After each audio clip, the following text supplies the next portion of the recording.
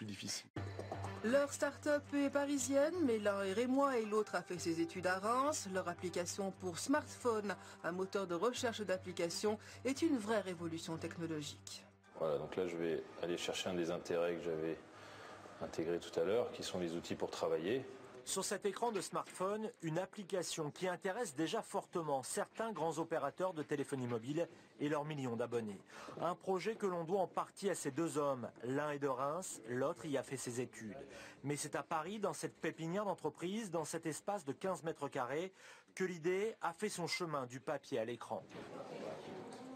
Tout le monde a un smartphone et il y a de plus en plus d'applications mobiles. Il y en a plus de 700 000 sur chacun des stores. Et on s'est dit qu'il fallait un peu aider les utilisateurs à trouver ces applis de manière plus facilement. D'où est venue l'idée justement de proposer des applis en fonction du profil et des centres d'intérêt d'un utilisateur.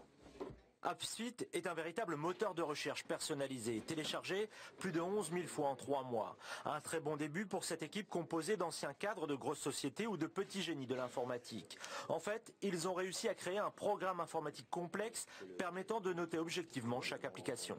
Cette note est uniquement basée sur les retours faits par les utilisateurs, alors que celle de l'App Store est basée sur le nombre de téléchargements, sur le nombre d'étoiles indiquées ou données à une application, ce qui sont des choses qui peuvent être truquées.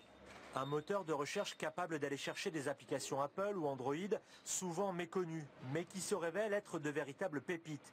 Exemple avec ce traducteur multilingue instantané.